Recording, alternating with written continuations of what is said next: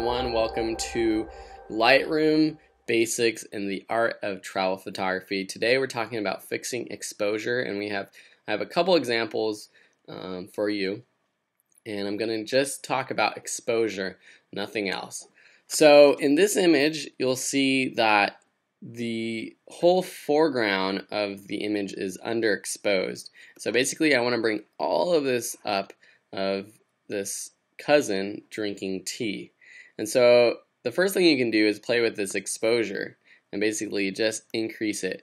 And as you can see now, the lighting of his face is more natural. You can see, the details better. The background gets overexposed, but that's okay because we don't really need to see what's in the background. So that's one way to fix this. Another way is just to go to shadows and increase the shadows. So that will only increase what's dark. So it's not, as you can see, the background is not becoming brighter.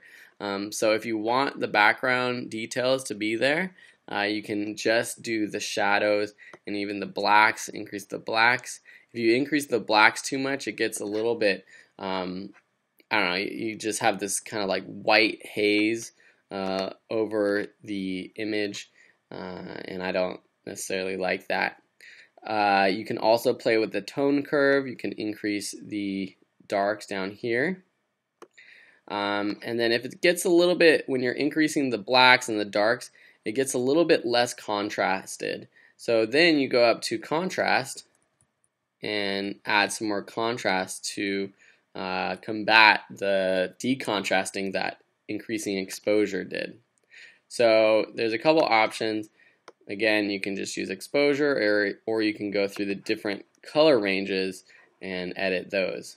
So I'm just going to increase the exposure of the whole photo. I think that's the easiest. And you still have most of the contrast, and the colors are very similar. So that's one option for when you're increasing the exposure of an entire photo. Again, you're not going to be able to do this with all images. Only if they're shot in RAW will you be able to do this, because shooting in RAW format gives you the option. It gives you so much information that you can do that. Here's another one where the background we want to keep, and we actually want to decrease the exposure in the background, but the foreground is really dark. And you'll come across this when you're taking photos when the sun is in the background, or if the sun's behind you. The subject's faces will be too dark. So if we increase exposure so that my face is exposed correctly, the background just gets way too overexposed. So we're going to use the shadows. We're going to increase the shadows right here. So now my face is about exposed correctly. Whites we're going to decrease. Highlights as well will decrease so that the details back here we can see more. The blacks will increase a little bit. So now the photo is about exposed correctly. Maybe increase the blacks even more, because I'm still trying to get the background to be exposed correctly. I'm going to overexpose it a little bit so it's too bright, and then take the entire exposure down a bit, so that now the background we still see the details. I'll actually increase the contrast a bit so that it's not as washed out, and we can still play with the tone curve right here and actually increase the darks through that as well, and still try to create somewhat of an S-curve by increasing the highlights. You can maybe even boost the clarity a little bit and boost the vibrance to give it more color so that it looks more natural.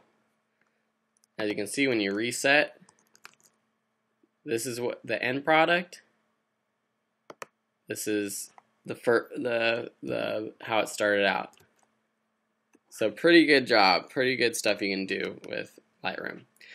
The last one I want to show is this one where his face is completely underexposed, but the rest is properly exposed. So I don't want to play with I can try to play with the exposure through here, but I'm going to use the brush tool. So I'm going to take the brush, I'm going to decrease the size of it. So I'm going to go ahead and decrease the size, pretty small. And then I'm going to just increase the exposure by 50 to start out with. Maybe make the size even smaller. And then I'm going to just paint over his face. Maybe just even on his shirt where it's really dark. And then you can change the settings after you paint. So once I've painted like that, I can increase the exposure. And as you can see, now the exposure on his face is proper. The problem though is now he has this, halo effect around him because the brush actually I stroked past his face and into the background, and now that's overexposed.